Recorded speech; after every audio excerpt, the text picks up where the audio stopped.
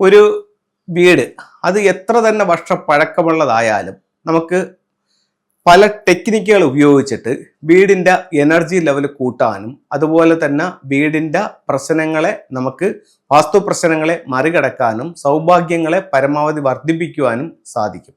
അത്തരം കാര്യങ്ങൾ ചെയ്യാൻ വീടിൻ്റെ പഴക്കം ഒരു പ്രശ്നമേ അല്ല. ആ വീട് അത്രത്തോളം മെയിൻറ്റെയിൻ ചെയ്തുകൊണ്ടുവരുന്ന വീടായിരിക്കണം.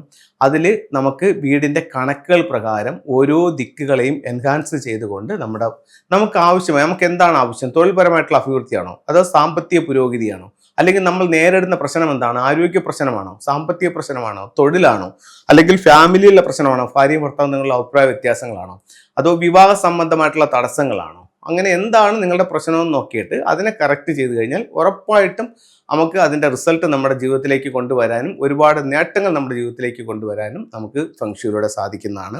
അതിന് പല ടെക്നിക്കുകൾ നമുക്ക് ഉപയോഗിക്കാം. അപ്പം അതിൽ പിരമിഡ് വാസ്തു ഉൾപ്പെടെയുള്ള കാര്യങ്ങൾ ചെയ്തുകൊണ്ട് വീടിൻ്റെ എനർജി ലെവൽ കൂട്ടാനും വീട്ടിൻ്റെ സൗഭാഗ്യത്തെ വർദ്ധിപ്പിക്കാനും ഒക്കെ നമുക്ക് സാധിക്കുന്നതാണ്. ഫെങ്ഷുയുടെ ചില ടൂളുകൾ നമുക്ക് നോക്കാം. ഇത് ഒരു ലോട്ടസ് ആണ്.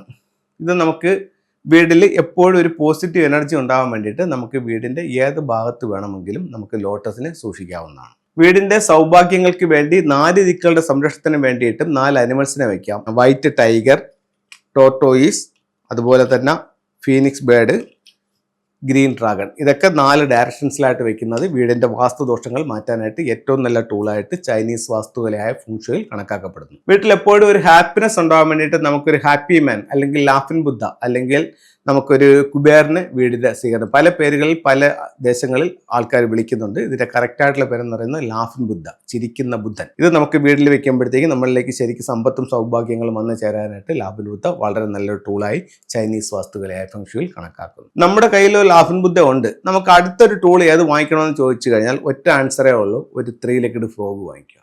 മെയിൻ ഡോറിൽ നിന്നും വീടിനുള്ളിലേക്ക് നോക്കി 3 ലെഗ്ഡ് ഫ്രോഗ് വയ്ക്കുക. ഇതൊരു കോമ്പിനേഷനായിട്ട് വയ്ക്കുക. മെയിൻ ഡോറിലായിട്ട് ഫേസ് ചെയ്തിട്ട് ഒരു ട്രാവലിംഗ് ബുദ്ധ വയ്ക്കുക, ഓപ്പോസിറ്റ് ആയിട്ട് ഒരു 3 ലെഗ്ഡ് ഫ്രോഗ് വയ്ക്കുക. ട്രാവലിംഗ് ബുദ്ധ വയ്ക്കുമ്പോൾ അതിൻ്റെ പാദങ്ങൾ ഡയറക്റ്റായിട്ട് പോകുന്ന രീതിയിൽ വയ്ക്കാതെ ഒരു അല്പം ടിൽറ്റ് ചെയ്ത് വെച്ചോളൂ. ഇത്തരത്തിലുള്ള ഓരോ ടൂളുകളും നിങ്ങളുടെ ജീവിതത്തിൽ വലിയ വലിയ വിജയങ്ങൾ ഉണ്ടാക്കി തരട്ടെ എന്ന് പ്രാർത്ഥിച്ചുകൊണ്ട് നിർത്തുന്നു. നന്ദി, നമസ്തേ.